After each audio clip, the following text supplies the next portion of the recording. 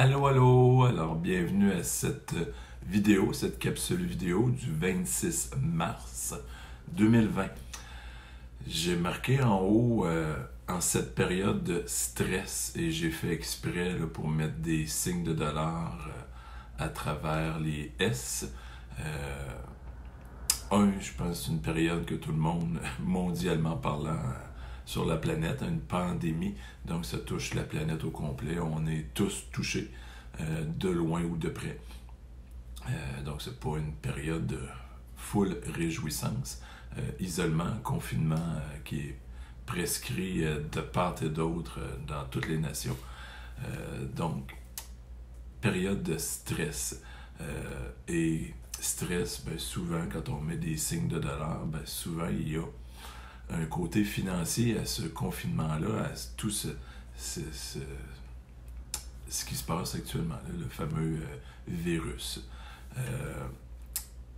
Je parle un peu plus financier. Hein, si tu me suis depuis quelque temps, j'ai créé le site Le Financier, PHY pour FI, NANCIER.com, le site internet.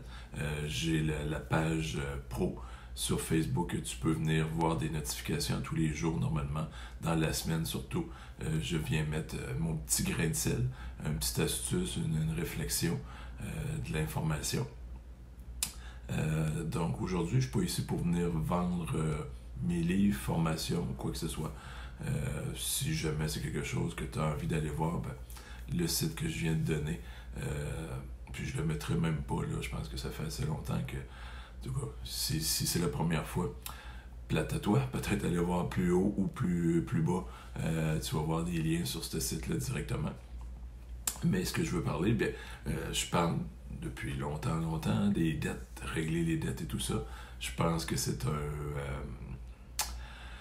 un sujet tabou, oui et non, actuellement, mais qui est d'actualité fortement. Il y a les trois fameuses facettes noires ce qui touche les finances, qui viennent nous brimer dans nos finances personnelles. Il y a trois tuyaux, comment on pourrait dire, trois fissures dans notre charpente financière qui est vraiment importante à comprendre. L'inflation. Petite parenthèse, j'ai envoyé cette semaine, là, j'ai reçu ça par ma banque, une information que le Canada allait octroyer ou ouvrir les portes de 82 milliards pour venir en aide. Je critique pas le côté politique et tout, c'est juste le montant. Ma question tout de suite a été, l'argent va venir de où? Oui, les gouvernements peuvent imprimer, sauf que dans l'économie, par après, il va y avoir 82 milliards en argent supplémentaire. Donc, la valeur de l'argent va perdre de sa valeur, justement. Donc, on crée de l'inflation qui est une des bêtes noires de nos finances personnelles. La deuxième, ben, c'est les impôts. Ça, c'est pas trop pire, elle devrait rester pareil, sinon même diminuer s'il y a moins de revenus qui rentrent cette année. Moindre petit mal, mais elle est toujours présente, cet impôt-là. Imposition, ici au Québec, on est imposé fédéral et provincial. On est la seule province à faire 2 rapports d'impôt que je fais depuis une trentaine d'années. Ma clientèle, ben, je sens comme un dégonflement. En fin de semaine passée, j'ai ma quantité que j'avais actuellement dans les années passées. Et là, je sens là, comme une baisse. Les gens font vraiment l'isolement et tout. Ils ne sortent pas. Ils commencent à m'envoyer leurs informations par courriel. Donc, que je puisse faire leur rapport d'impôt malgré la situation pour s'éviter à 1 mètre ou 2 mètres, tout dépendamment des situations. Et la troisième chose, bien, c'est les fameuses dettes. Que je dis souvent que les gens, tant qu'ils sont capables de faire leur paiement, n'ont pas l'impression d'être endettés. Et quand j'en parle, je dis toujours, ben, il arrivera peut-être un jour qu'il y a un paiement, excuse-moi, il y aura un paiement possiblement que on ne sera pas capable de faire. Et là, que beaucoup de gens s'inscrivent sur le chômage, une semaine d'attente, donc ça veut dire qu'il y a une semaine qu'il n'y aura pas de salaire ou d'entrée d'argent avec le chômage. Donc, on sait déjà que quand les gens, généralement, ne sont pas payés pour une semaine, c'est la panique générale. Donc, je pense que le taux de stress financier va vraiment augmenter là. Et par la suite, c'est du 55% qui va rentrer. Donc, on ne parle pas d'une paie complète. C'est sûr qu'on va moins débourser, dépenser.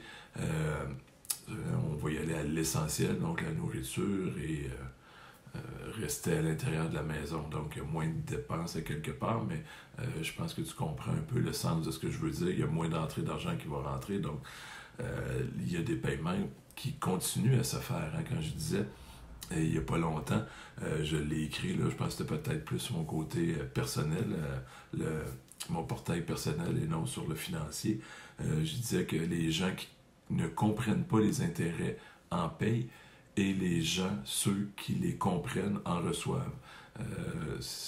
Des fois, je les envoie, puis c'était loin de moi de prévoir une situation aussi grave que ça.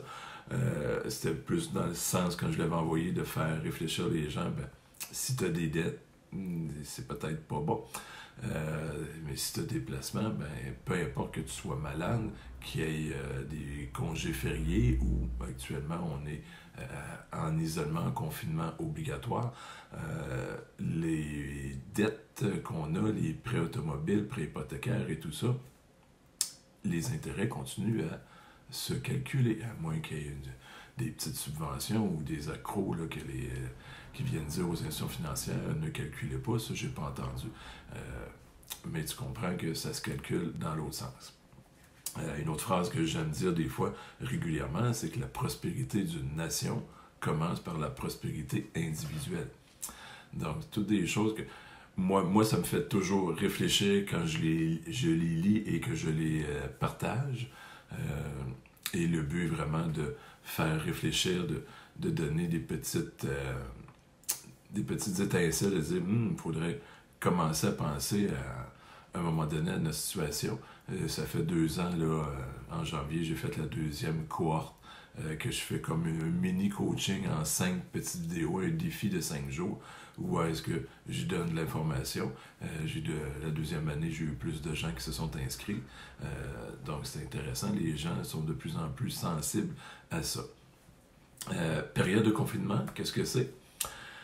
Qu'est-ce qu'on peut en faire plutôt? Ben, on peut en profiter pour se former. Moi, je commence à m'amuser un petit peu sur un domaine que ça faisait quelque temps que j'apprenais. Et là, ben, ça me donne un petit peu plus de temps de pouvoir le mettre en application. Et je m'amuse, je dirais, follement. C'est stressant un peu, il y a beaucoup d'émotions dans ce que je fais, mais ça m'amuse un peu. Je sais qu'il y a des risques et il faut que je les calcule. Je suis rendu là le côté émotif de calculer les risques à travers de ce que je fais, mais c'est intéressant. Ce que je veux dire par rapport à ça, c'est que, bon, je continue de la formation. Toi, si tu es confiné, peut-être que oui, tu as plus de temps, tu sais peut-être pas quoi faire, ben, suggestion, peut-être juste une suggestion comme ça, pense-y simplement, profites-en pour te former. Dans ma tête, c'est comme si j'ai besoin d'une information, je vais aller sur Internet, sur Google ou des choses comme ça, puis, je cherche et je navigue à l'intérieur, puis je trouve une petite information par-ci par-là, puis ça va bien. Mais quand j'ai dans la tête de vouloir me former sur quelque chose, généralement, j'aime mieux aller m'acheter un livre, le lire pour me former, acheter une petite formation vidéo pour me former sur le sujet. Donc, je veux me former et non chercher une information par-ci par-là. Et je crois grandement, puis ça fait un bout, hein, puis la tendance de ce que je veux aller avec le financier, c'est de plus en plus sur enseigner les finances personnelles. Donc, si tu as envie d'aller, ben, peut-être que ce sera un site que tu pourrais aller voir à la base s'il y a quelque chose qui t'attire d'en dire oui, je veux améliorer tel sujet, ben, descends sur ma page et tu verras. Oui, il y a un e-book gratuit à la base, donc doubler ses revenus, donc voir comment augmenter ses sources de revenus. Je parlais à une personne au début de la semaine, une personne que je coach, que les gens, les millionnaires ont environ, en moyenne, 7 sources de revenus. Et là, je calculais qu'elle était rendu à 3, donc ça a comme encouragé cette personne-là. Donc, c'est des choses qu'il faut se former. Des fois, que quand il y a des situations comme actuellement, ben, on a peut-être d'autres cordes à notre arc qui fait qu'on a moins de stress financier.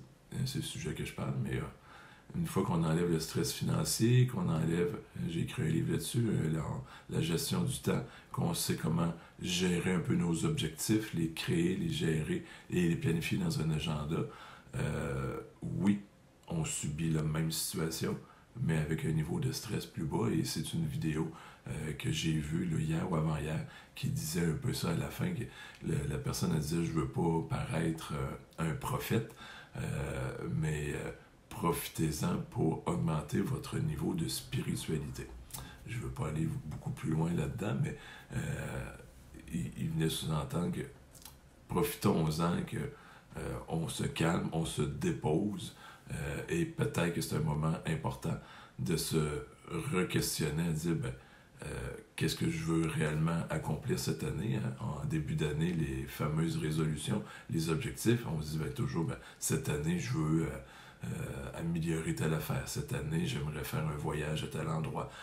Cette année, je veux régler, si on parle côté financier, régler une dette. Je veux augmenter mon revenu. Je veux améliorer mes finances personnelles. Plein de choses. Là, je parle de voyage, je peux parler d'acheter du linge, changer de maison. Il y a plein de...